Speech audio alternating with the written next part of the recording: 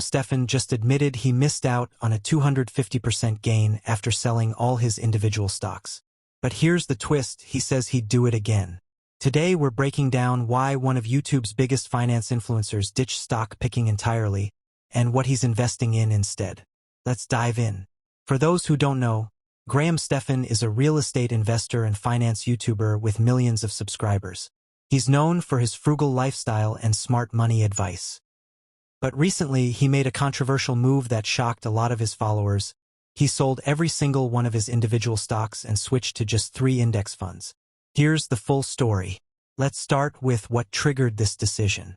Back in 2022, Graham invested heavily in Robinhood stock. He put in $150,000 when it was trading at $35 per share. When the stock dropped to $25, he bought more. When it crashed to $10, he loaded up even more shares, a classic buy the dip strategy. But here's where it gets interesting. After accumulating all these shares, Graham decided to sell his entire position to simplify his portfolio. He switched everything into just 3 index funds. Then Robinhood stock exploded, gaining 250% after he sold. That's a massive missed opportunity. Most people would be kicking themselves over this. But Graham? He says he doesn't regret it at all. Here's why. Graham did his homework. He referenced research from Professor Bisembinder, who analyzed over 26,000 stocks from 1926 onward. The results? Shocking. Your chances of picking a winning stock are less than 0.33%. Think about that, less than 1 in 300. Even worse, the average stock actually loses money and only lasts about 7 years before disappearing. But it's not just about the math. Graham realized something else.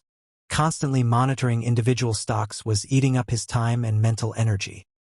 Every time the market dipped, he'd obsess over whether to buy more.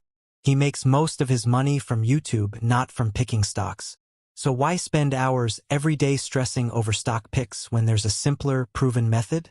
That's when he made the switch. So what did Graham replace his individual stocks with? 3 simple index funds. Number 1. The Vanguard 500 Index Fund, ticker symbol VFIAX, or the ETF version VOO. This tracks the S&P 500, which includes the 500 largest companies in America. Graham calls this the gold standard of index funds. It includes companies like Apple, Microsoft, Amazon, basically the biggest players in the market. Number 2.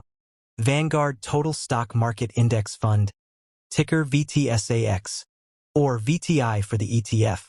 This one goes even broader, holding over 3,900 stocks across all market caps, small, medium, and large companies.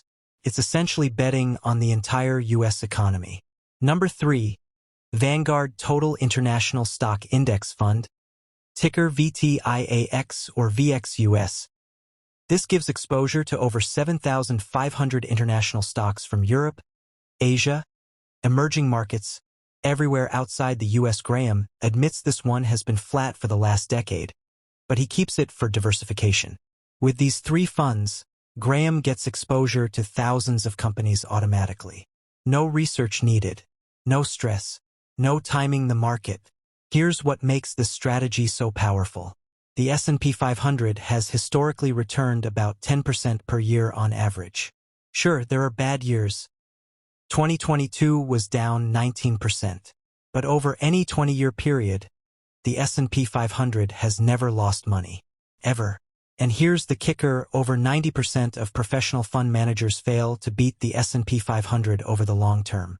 These are people with teams of analysts, insider access, and millions in resources. If they can't beat it, what makes you think you can? Graham's approach is simple. Invest consistently, hold for decades, and let compound interest do the heavy lifting. He's allocating about 35% of his income into these 3 index funds and plans to hold until 2040 or beyond. So what can we learn from Graham's strategy? A few key points. 1. Stock picking is extremely difficult, even for professionals. The odds are against you. 2. Simplicity beats complexity. 3. Index funds can outperform a portfolio of 20 individual stocks. 3. Time in the market beats timing the market. Graham isn't worried about missing the perfect entry point. Focus on what you're good at. Graham makes money from YouTube, not stock picking. Know your strengths. Now, does this mean you should never invest in individual stocks? Not necessarily. If you have the time, knowledge, and risk tolerance, there's nothing wrong with allocating a small portion of your portfolio to stock picking, maybe 5 to 10%. But the core of your portfolio, that should probably be index funds. Stephan's shift to index funds shows that even successful investors eventually realize that simple, boring strategies often work best. He missed a 250% gain on Robinhood, but he gained something more valuable: peace of mind and time freedom. What do you think? Would you sell all your stocks for index funds? Let me know in the comments.